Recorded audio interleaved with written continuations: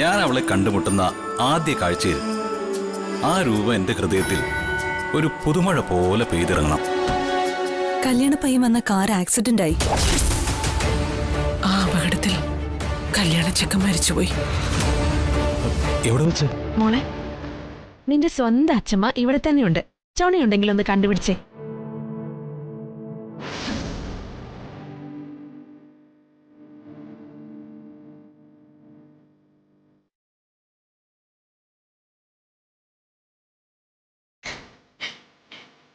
എന്താ മോളെ, എന്റെ അച്ഛമ്മയെ കണ്ടോ?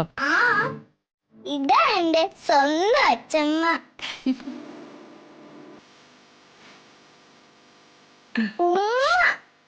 സമ്മതിച്ചിരിക്കുന്നു. ചന്ദ്രികയുടെ മനസ്സ് കാണാൻ നിന്റെ ഈ കുഞ്ഞു മനസ്സിന് കഴിഞ്ഞല്ലോ. സന്തോഷായി.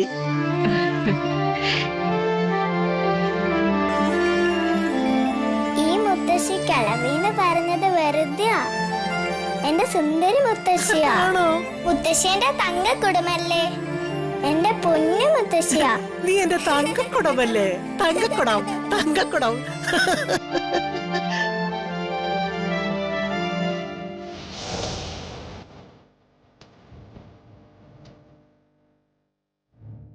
രാജീവ് മേനന്റെ മരണം സംബന്ധിച്ചുള്ള കേസ് ഭാവിയിൽ പൊന്തി വരുമെന്നുള്ളതാണല്ലോ നമുക്ക് മുന്നിലുള്ള പ്രശ്നം. അത് തരണം ചെയ്യാൻ എനിക്കൊരു മാർഗം തോന്നുന്നുണ്ട്. കുറുപ്പ് സാർ എത്രയും വേഗം മാധവന്റെ കുടുംബവുമായിട്ട് സൗഹൃദ ബന്ധം സ്ഥാപിക്കണം. മനോജിന്റെ കുടുംബവുമായി സാറ് കടുത്ത ശത്രുതയിലാണല്ലോ. അഥവാ രാജീവിന്റെ ആക്സിഡന്റ് കേസ് പൊന്തി വന്നിരിക്കട്ടെ, മാധവനുമായി സാറ് ശത്രുതയിലാണെങ്കിൽ കേസ് ബലക്കും. സൗഹൃദത്തിലാണെങ്കിൽ ഈ കേസ് തേച്ചു മാച്ച് കളയാനും ഒരുപക്ഷെ ഈ മാധവൻ മാത്രം വിചാരിച്ചാലും മതിയാകും. ശരിയല്ലേ? ശരിയാ. അതോ ഞാൻ എത്ര ആലോചിച്ചിട്ടും കിട്ടാത്ത പോം വഴി നിന്റെ ചിന്തയിൽ ഉദിച്ചു.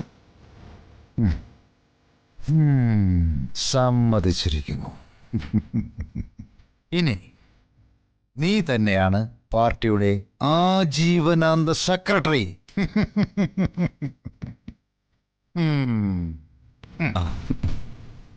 മാധവനുമായിട്ട് സൗഹൃദം സ്ഥാപിക്കാൻ പറ്റിയ സാഹചര്യമാണ് ഇപ്പോഴുള്ളത്. എന്നാ വൈകിക്കണ്ട സർ, നാളെ തന്നെ പോയി സൗഹൃദം ബലപ്പിച്ചേക്ക്. നേരം കുറേ ആയി സർ, ഞാൻ ഇറങ്ങുന്നു. ഓക്കെ. അപ്പൊ പിന്നെ രാത്രി യാത്രയില്ല സർ.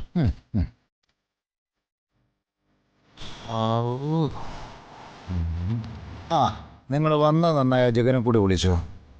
എന്തോ നാടാ, നേരം കുറെ ആയില്ലേ. അത്താഴം കഴിച്ചിട്ട് പോയി കിടക്കാൻ നോക്ക്. അവനിപ്പോ ഉറങ്ങിക്കാണും. വെറുതെ തിരക്ക് കൂട്ടാതെ ഒരു പ്രധാനപ്പെട്ട കാര്യം കൂടി ഉണ്ട്. അത് കഴിഞ്ഞിട്ട് പോവാം. അമ്മയോടെ നിക്ക്. എന്താ അച്ഛൻ? അതെ, ഞാന് ഹരിത മോൾക്ക് ഒന്ന് ഫോൺ ചെയ്യാൻ പോവാ. വിശേഷം എന്താണെന്ന് നിങ്ങളൊക്കെ ഒന്ന് അറിയണം.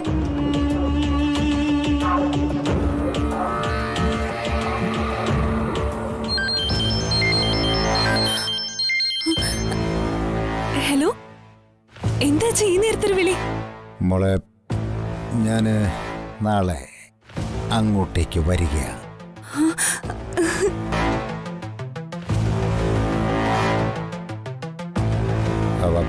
മാധവന്റെ ദുഃഖത്തിൽ പങ്കുചേരാൻ. ഞാനും ഒരു സംബന്ധക്കാരനാണല്ലോ. ഞാൻ എന്തായി കേൾക്കുന്നേ? എനിക്കിത് വിശ്വസിക്കാവോ അതോ സ്വപ്നമാണോ? വിശ്വസിക്കാം മോളെ.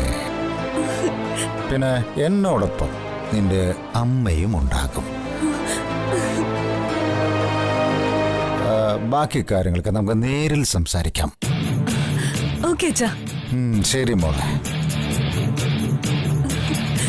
മനോജേ, മനോജേ, എനിക്കിപ്പോഴും അങ്ങോട്ട് വിശ്വാസമായിട്ടില്ല. നിങ്ങൾ എന്താ ഹരിതമോളെ കളിയാക്കാൻ വേണ്ടി പറഞ്ഞതാണോ? അല്ലടി, ശരിക്കും ആലോചിച്ചിട്ട് തന്നെയാണ് ഒരു അച്ഛന്റെയും അമ്മയുടെയും കടമ നിർവഹിക്കണമെന്ന തീരുമാനം ഞാനെടുത്തത്. എന്താ ജിതേന്ദ്രൻ മോന്റെ അഭിപ്രായം? നന്നായി അച്ഛാ. മോളെ കൊണ്ടുപോയ വീട്ടില് ഒരു ദുരന്തം നടന്നിട്ടും അച്ഛൻ തിരിഞ്ഞു നോക്കിയില്ലാന്നൊരു മുറുമുറുപ്പ് പാർട്ടിക്കിടയിലും ഉണ്ട്. ആ ആ അതൊഴിവാക്കാൻ ഈ തീരുമാനം വളരെ നന്നായി. സംബന്ധ വീട്ടിലൊന്നും പോകേണ്ട സാമാന്യ മര്യാദ പോലും അമ്മയും കാണിച്ചില്ലെന്ന കുറ്റബോധമെങ്കിലും ഒഴിവായി കിട്ടുമല്ലോ എന്റെ ഭഗവാനെ. ആശ്വാസായി. മനോജിനൊപ്പം ഹരിത പോയത് ഹരിതയുടെ പൂർണ്ണ സമ്മതത്തോടെയാ. അപ്പൊ മനോജിനെ മാത്രം കുറ്റപ്പെടുത്തുന്നത് ശരിയല്ല. ഹരിതയും തെറ്റുകാരിയാ. അത് മനസ്സിലാക്കി ആ കുടുംബത്തോട് സഹകരിക്കുന്നതാ എല്ലാവർക്കും നല്ലത്. നിർത്തടി. കെട്ട കൂട്ടങ്ങളുമായി സഹകരിക്കാൻ എല്ലാവരും സപ്പോർട്ട് ചെയ്യുന്നോ? ഇല്ലടി, അത് നടക്കില്ല.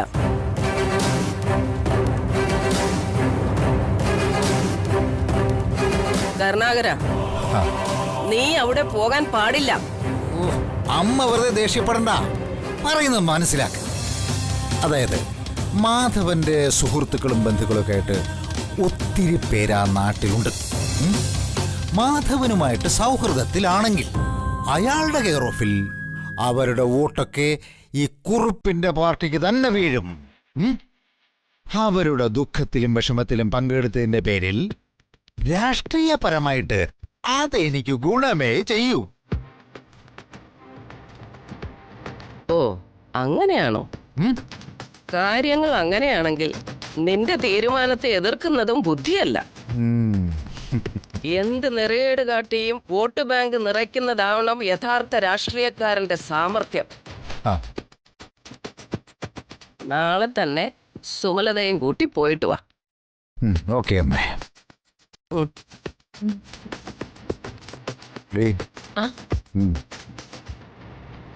നാളെ പോകാനുള്ള ഒരുക്കങ്ങളൊക്കെ ചെയ്തോ? ശരി.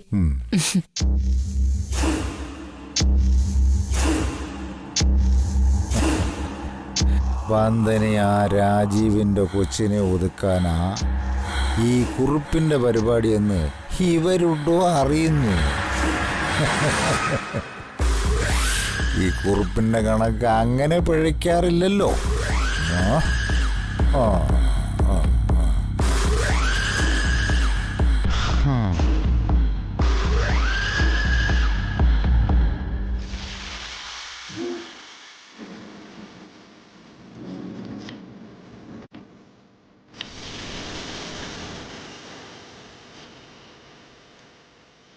വന്ദന ഈ അവസ്ഥയിൽ നിൽക്കുമ്പോ ഓണാഘോഷ സദ്യയൊന്നും വേണ്ടാന്ന് വെച്ചതാ. പിന്നെ ഹരിതയുടെ അച്ഛനമ്മമാരുടെ വരവും ഓണവും ഒക്കെ ഒന്നിച്ചായതുകൊണ്ടാ പിന്നെ സദ്യ ഒരുക്കണമെന്ന് തീരുമാനിച്ചത്. ഈ കുടുംബത്തോടുള്ള ശത്രുതയും വിദ്വേഷമൊക്കെ ഉള്ളിൽ വെച്ചുകൊണ്ടായിരിക്കും അവരുടെ വരവ്. എന്നാലും അവരെ മാന്യമായിട്ട് സൽക്കരിക്കേണ്ടത് നമ്മുടെ കടമയാണ്. അതെ. അമ്മ എങ്ങനെയുണ്ട്? കൊള്ളാവോ? കൊള്ളാവോ? ഹായ് പപ്പടം. അച്ഛനും അമ്മയും ആദ്യമായിട്ട് വന്ന് കയറുമ്പോ ആഹാരത്തിന്റെ കാര്യത്തിനും ഒന്നിനും ഒരു കുറവും വരരുത്. ഒരു കാലത്തും അടുക്കള കാണാത്തവര് ഇപ്പോഴെങ്കിലും വന്നല്ലോ. ഇന്ന് കാക്ക മലർന്ന് പറക്കും. ചേച്ചി വെറുതെ വെറുപ്പിക്കുന്ന വർത്താനം പറയരുതേ. പറയുന്നതാണോ കുറ്റം? അടുക്കളയിൽ എന്നത്തെക്കാളും 5 ഇരട്ടി പണിയുണ്ടെന്ന്. നിന്റെ അച്ഛനമ്മമാരെ സൽക്കരിക്കാനാ ഇതൊക്കെ പഠിച്ചുണ്ടാക്കുന്നേ. അത് ഓർത്തെങ്കിലും പണിയിൽ ഞങ്ങളൊന്ന് സഹായിച്ചൂടെ? അതിന്റെ ഒന്നും ആവശ്യമില്ല. പാചകക്കാര്യത്തില് അമ്മയ്ക്ക് നല്ല കൈപ്പുണ്യമുണ്ട്. പിന്നെ ചേച്ചിയുടെ അമ്മയ്ക്കും വീട് തോറും നടന്ന പാചക പണിയല്ലേ. ആ പാരമ്പര്യ ഗുണം ചേച്ചിക്കും ഉണ്ടാവുമല്ലോ. ഒന്ന് നിന്നെ. നീ എന്താ പറഞ്ഞത്? എന്റെ അമ്മ വീട് തോറും നടന്ന് പാചകപ്പണി ചെയ്യാണെന്നോ? അതേടി, അതിനൊരു കുറച്ചിലുമില്ല. എന്ത് പണിയാണെങ്കിലും മാന്യമായിട്ട് സമ്പാദിച്ച് ജീവിക്കുന്നത് അന്തസ്. വലിയ തറവാട്ടുകാരി ചമഞ്ഞ് മേലനങ്ങാതെ തിന്നും കുടിച്ച് നടക്കുക. അതാ ഏറ്റവും മോശമായ ഏർപ്പാട്. കാശ് എണ്ണി കൊടുത്തിട്ടാ ഞാൻ തിന്നു മുടിക്കുന്നെ. അതിന് പോക്കില്ലാത്തവര് അങ്ങനെ കേമത്തം ചമയണ്ട. ഇവിടുത്തെ എല്ലാ ചുമതലകളും ഏൽക്കേണ്ടത് നീയാ. ആ നീയാ എപ്പോഴും വിട്ടുവീഴ്ചയ്ക്ക് തയ്യാറാവേണ്ടത്. ഹരിതേ, നിന്റെ അച്ഛനെയും അമ്മയും വേണ്ട രീതിയിൽ സൽക്കരിക്കാനൊക്കെ എനിക്കറിയാം. മോളുടെ കാര്യം നോക്കിപ്പോ.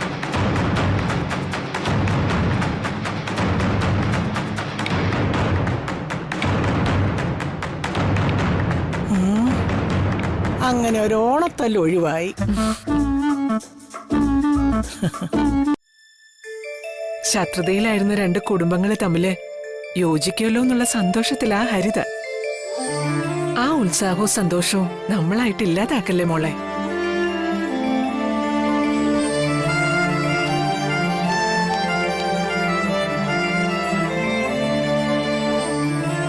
വന്ദനയുടെ കല്യാണത്തിന് എന്റെ അമ്മയെ ക്ഷണിക്കാൻ ആർക്കും നേരം കിട്ടിയില്ല. ഹരിതയുടെ വീട്ടുകാരെ പോയി ക്ഷണിച്ചു. ഇപ്പൊ ഓണം ആഘോഷിക്കാനും ക്ഷണിച്ചിരിക്കുന്നു. ഇത് പക്ഷഭേദമല്ലേ അച്ഛമ്മേ? മോളെ, ചന്ദ്രിക എന്ത് ചെയ്താലും അതിന്റെ പിന്നിലെ ഒരു കാര്യവും കാരണവും ഉണ്ടാവും. അന്യായമായിട്ട് അവൾ ഒന്നും ചെയ്യത്തില്ല. ഹരിതയുടെ വീട്ടുകാരെ സൽക്കരിക്കുന്നതിന്റെ പിന്നിലെ അവളുടെ ന്യായം എന്താണെന്നൊന്ന് അറിയട്ടെ. അതുവരെ പരാതി ഒന്നും പറയരുത്. എന്റെ കൃഷ്ണ.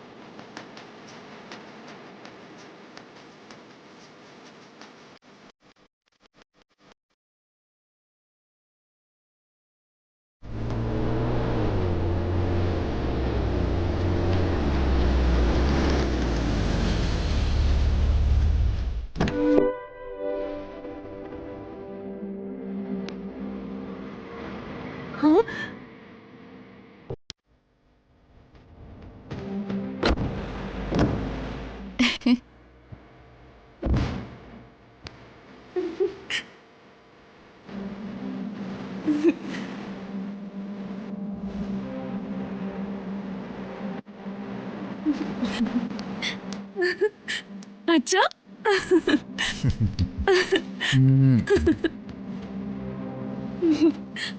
അമ്മേ.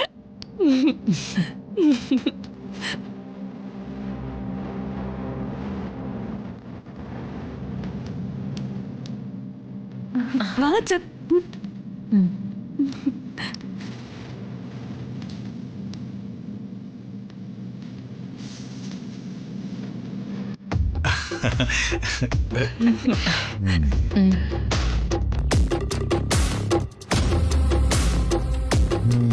പൂക്കളം നന്നായിരിക്കുന്നു. ആ, വീടും കൊള്ളാം. അയ്യോ, വീട് സ്വന്തമല്ല, വാടകയ്ക്കാ.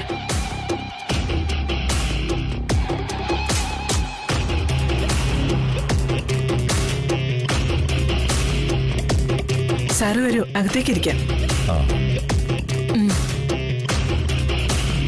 കേറി വരൂ. അമ്മേ, കയറി. നമസ്കാരം. നമസ്കാരം. കേറുക. വരൂ.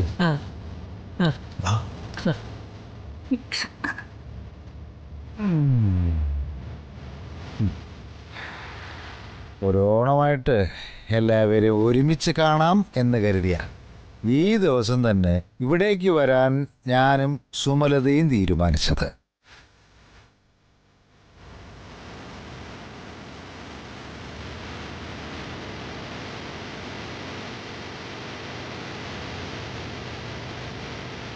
ഇവിടെ വന്നപ്പോഴോ മാധവൻ നായരൊട്ടില്ല താരം.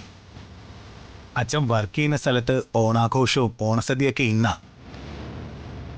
അച്ഛനാ അതിന്റെ മേൽനോട്ടം. ഒഴിച്ചുകൂടാനാവാത്തോണ്ടാ. നിങ്ങൾ പോകുന്നതിന് മുമ്പ് അച്ഛൻ എന്തായാലും എത്തും അല്ലേ അമ്മേ? അതെ. തിരക്കിനിടയിൽ കാര്യങ്ങളൊന്നും അറിഞ്ഞില്ല. ഹരിത മോള് വന്ന് പറഞ്ഞപ്പോഴാ പ്രശ്നത്തിന്റെ ഗൗരവം മനസ്സിലായത്.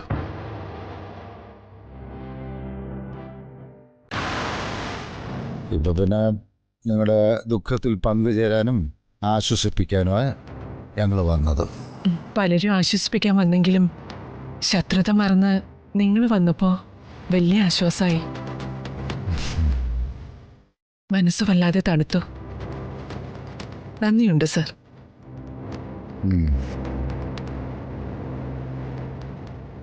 അച്ഛാ, ഇതാ വന്ദനേച്ചി.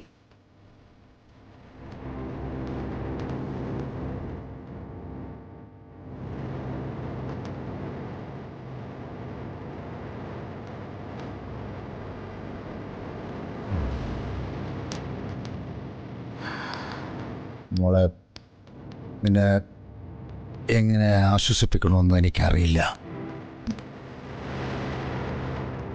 കല്യാണം നടക്കാതെ നീണ്ട കാത്തിരിപ്പ്, ഒടുവിൽ കല്യാണം ഒത്തു വന്നപ്പോൾ ഒരു ദുരന്തവും. ആപത്ത് വന്ന കൂട്ടത്തോടെ എന്നല്ലേ പറയുന്നത്? ഇപ്പൊ നടന്ന ആപത്തൊക്കെ ഒരു നല്ല കാലം വരുന്നതിന്റെ മുന്നോടിയായി കണ്ടാ മതി. എല്ലാം മാറും. നല്ലൊരു ബന്ധവും കിട്ടും മോക്ക്.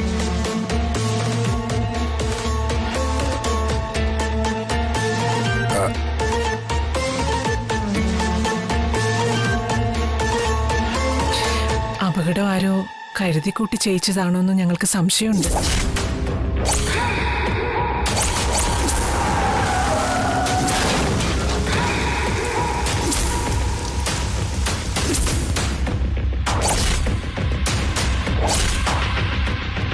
അപകടം നടന്ന ഉടനെ ആരെങ്കിലും ഒന്ന് ഹോസ്പിറ്റലിൽ എത്തിച്ചിരുന്നെങ്കിൽ രാജീവും വിദ്യാമയും രക്ഷപ്പെട്ടേനെ.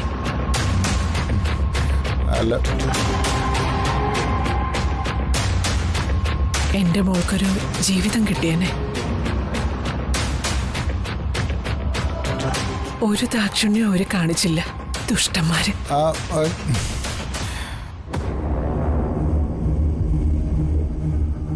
അപകടപ്പെടുത്തിയവരാരായാലും അവരുടെ കുടുംബത്തിന് ഗുണം പിടിക്കില്ല,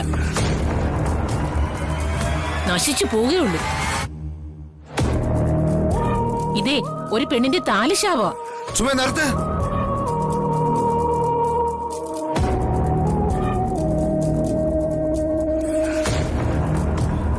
ആരെന്നറിഞ്ഞിട്ടാ നീ ഇങ്ങനെ ശപിക്കുന്നേ?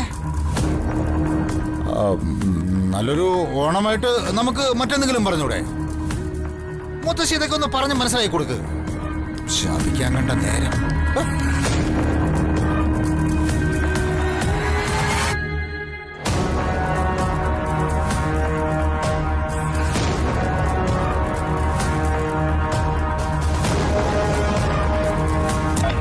നമസ്കാരം സാർ, ഞാൻ പ്രകാശ്. ഇവിടെ അല്ല, ഊഞ്ഞാല് കിട്ടുന്ന തിരക്കിലായിരുന്നു സാർ. ഈ അപകടത്തിന്റെ പേരിൽ വന്ദനയ്ക്ക് എന്തെങ്കിലും കോമ്പൻസേഷൻ കിട്ടും? കോമ്പൻസേഷൻ? എൻ്റെ കുടുംബത്തിന് പേരുദോഷം വരുത്തിയ നിന്റെ അനുജനും നിനക്കൊക്കെ ഞാൻ വച്ചിട്ടുണ്ടോ? എന്നോട് കാണിച്ചുള്ള കോമ്പൻസേഷൻ? സാറെന്താ ആലോചിക്കുന്നേ? കോമ്പൻസേഷനെ കുറിച്ച് തന്നെയാ. ആ കാര്യത്തിൽ ഞാൻ വേണ്ടത് ചെയ്തോളാം. Thank you. നിങ്ങളെ ഒന്നുകൊണ്ടും പേടിക്കണ്ട.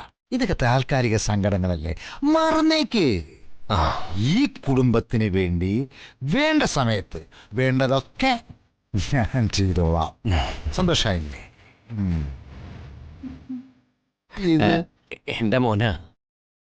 ഹാപ്പി ഓണം മുത്തശ്ശ. ഹാപ്പി ഓണം. Thank you. എന്താ കുഞ്ഞിന്റെ പേര്? ഗോകുൽ. മിടുക്കൻ. വിനു. ശത്രുത മറന്ന് രണ്ട് കുടുംബങ്ങൾ തമ്മിൽ സഹകരിക്കുന്ന സന്ദർഭമാണിത്. എല്ലാം കൊണ്ടും മനസ്സ് നിറഞ്ഞു. എന്നാല് ഈ ആണ്ടത്തെ ഓണം നമുക്കൊരുമിച്ചൊരു സംഭവമാക്കാം. എന്ത് പറയുന്നു? ഓ, ആയിക്കോട്ടെ.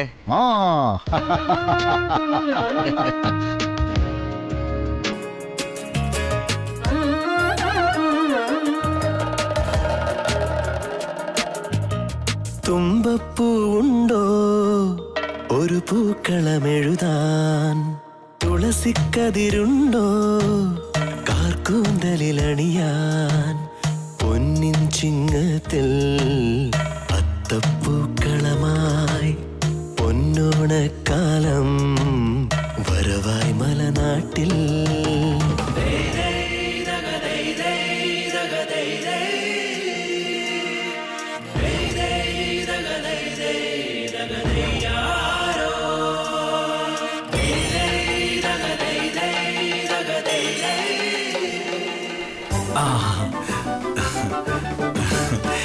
എന്നെ അനുഗ്രഹിക്കണം അമ്മാവ. എന്താണ് ഇത്? അനുഗ്രഹിച്ചിരിക്കുന്നു, അനുഗ്രഹിച്ചിരിക്കുന്നു. സോറി.